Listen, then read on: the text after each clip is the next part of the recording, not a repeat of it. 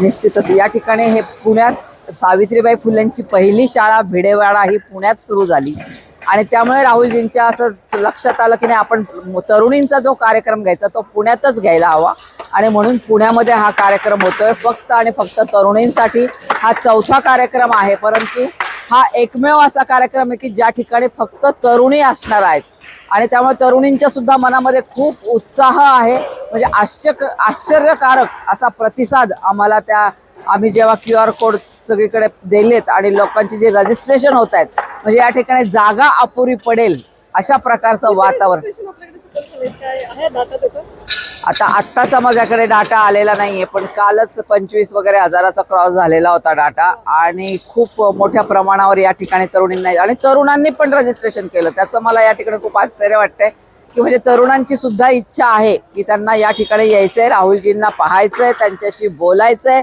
पण हा कार्यक्रम फक्त आणि फक्त तरुणींसाठी आहे आणि काही या पेंडॉलच्या बाहेर आपण तरुणांसाठी पण व्यवस्था करणार आहे की ज्या ठिकाणी स्क्रीन लावला जाईल आणि तरुण राहुलजींना पाहू शकतील. राहुलजी 22 तारखेला दुपारी साधारण 2 वाजता पुण्यामध्ये येतील आणि या ठिकाणी आपण जिथे उभे आहोत या ठिकाणी तरुणांसाठी एक म्युझिक प्रोग्राम असणार आहे 1 तासाभराचा आणि तो म्युझिक प्रोग्राम संपल्यानंतर राहुलजी या ठिकाणी येतील आणि साधारण 5-5:30च्या दरम्यान हा कार्यक्रम सुरू होऊन 8:30ला संपेल. पुणेकरांना मी सांगेल, तरुणांना आवाहन करेल, तरुणींना सुद्धा आवाहन करेल, हा तुमचा आमचा सर्वांचा कार्यक्रम आहे. हा कार्यक्रम कुठल्याही पक्षाचा नाही आहे, त्यामुळे मोठ्या संख्येने या ठिकाणी सहभागी व्हा आणि तुमचा आनंद द्विगुणित करा. बैठका या रोज सुरू आहे. आमचे कार्यकर्ते हे विद्यार्थ्यांशी संपर्क साधत आहे आणि त्या माध्यमातून 22 तारखेचा ऐतिहासिक स्वरूपाचा कार्यक्रम पुन्हा या ठिकाणी होणार आहे. तयारी संपूर्ण झालेली आहे. तयारी ही आता जनसामान्यांची जनमानसाची आपल्याला करायची आहे आणि भ्रष्टाचार जो आहे त्यापासून मुक्त अशी व्यवस्था आपल्याला उभी करायची आहे. फक्त महिलांसाठी ठेवला म्हणजे विद्यार्थ्यांसाठी हो, पुणे हे विद्येचं माहेरघर आहे. याच शहरातून मुलींची पहिली शाळा ही सावित्रीबाई फुलेंनी सुरू केली होती. त्याच ऐतिहासिक घटनेची दखल घेत असताना आज पुन्हा महिलांना संधीचे कावडा बंद केला जात आहे. म्हणून हा युवतींचा आणि महिलांचाच कार्यक्रम छात्रंगी गुंज आहे आणि हा सर्व लोक मिळून भारत तयार होतो ही जी आमच्या काँग्रेसची नव्हे तर भारताची जी ओळख आहे ती सातत्याने टिकून ठेवण्याचं काम राहुलजी करतात.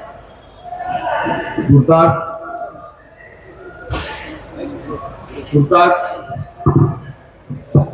शिक्षणाच्या माध्यमातून रोजगार निर्माण झाला पाहिजे. शिक्षणाच्या माध्यमातून शहाणपण आपल्याला आलं पाहिजे. शिक्षणाच्या माध्यमातून अंधश्रद्धा दूर झाल्या पाहिजे आणि अनेक संधी ज्या आहेत वेगवेगळ्या या शिक्षणातून निर्माण होतात.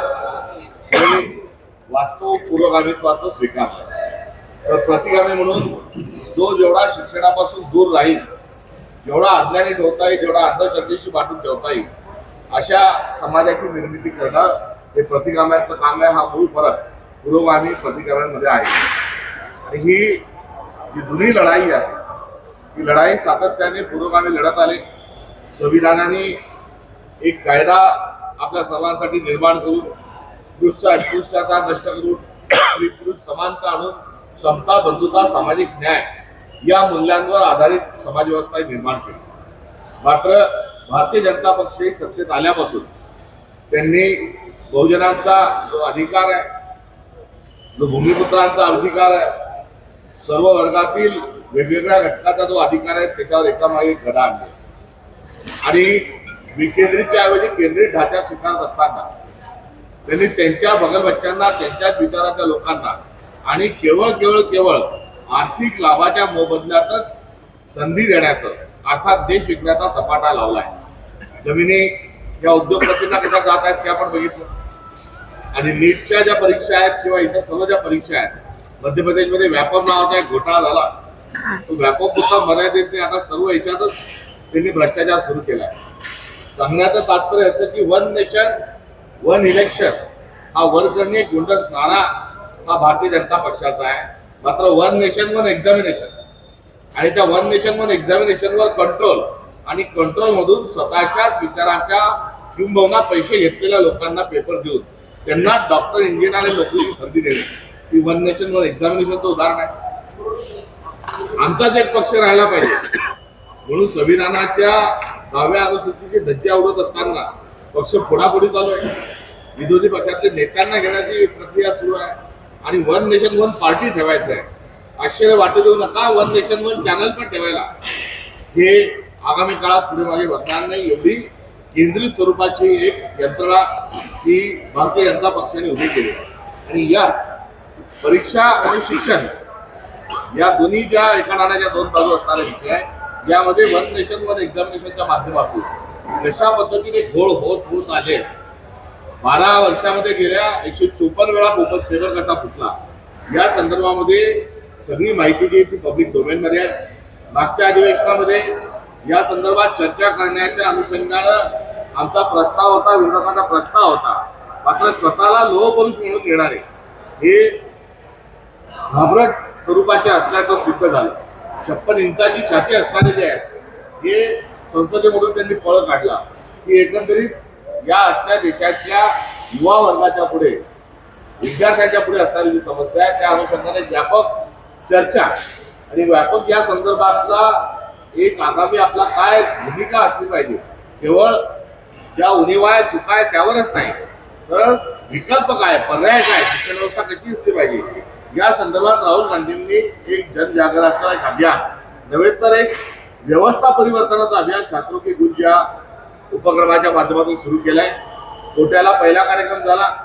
त्या कोट्याच्या पहिल्या कार्यक्रमात आत्महत्याग्रस्त विद्यार्थ्यांच्या पत्रापासून सुरुवात झाली. विद्यार्थ्यांचे एका विद्यार्थी एक कुटुंब दरवर्षी किती खर्च करतो त्याचा लेखाजोखा मांडला. भारत सरकारच्या 5 विभागाचं बजेट जेवढं असतं तेवढा पैसा या प्रक्रियेत टाकला जातो हे समोर आणलं. दुसरी डेहराडूनला झाली. डेहराडूनमध्ये कशी कावडं संधीची बंद केल्या जात असतील या संदर्भात राहुलजी बोलले. प्रयागराजला जो तिसरा झाला छात्रवृत्ती त्यामध्ये डाटा आपला कसा चोरी होतोय, काही मुठभर लोक कसे श्रीमंत होतात ते सांगितलं आणि या सर्वातून वैकल्पिक जो प्रस्ताव आहे तो देखील मांडलाय. या सगळ्याच्या पार्श्वभूमीवर आता 4थी छात्रवृत्ती गुंज हा जो कार्यक्रम आहे हा पुण्यात होता आणि पुण्यात होत असताना पुण्यातलं जे वैशिष्ट्य आहे, जे भारताचं वैशिष्ट्य आहे आणि स्त्री शिक्षणाचं जे महत्व आहे ते देखील कुठेतरी अधोरेखित होत आहे. मुलींची पहिली शाळा भिडेवाड्यात पुण्याला निघाली. सावित्रीबाई फुलेंनी ती शाळा सुरू केली. सावित्रीबाई फुलेंवर शेण फेकणारे कोण होते, सावित्रीबाईंवर दगड फेकणारे कोण होते, ते काही अफगाणिस्तानातून किंवा युरोपातून आलेले नव्हते. ते या ठिकाणचे स्वतः धर्माचे जे ठेकेदार आहेत, जसे अलीकडच्या काळात ते स्वतःला धर्माचे ठेकेदार समजणारे जे प्रवृत्ती आहे त्या प्रवृत्ती तेव्हाही होत्या आणि त्यांचं म्हणणं होतं की मुलगी शिकेल आणि महिला जर शिकतील, मुली जर शिकतील तर धर्म बुडेल आणि धर्म बुडवायचा, भारतातली संस्कृती डुबवण्याचाही संदर्भ त्यांनी घेतला. ही जी प्रवृत्ती त्यांनी सावित्रीबाई फुलेंना विरोध केला.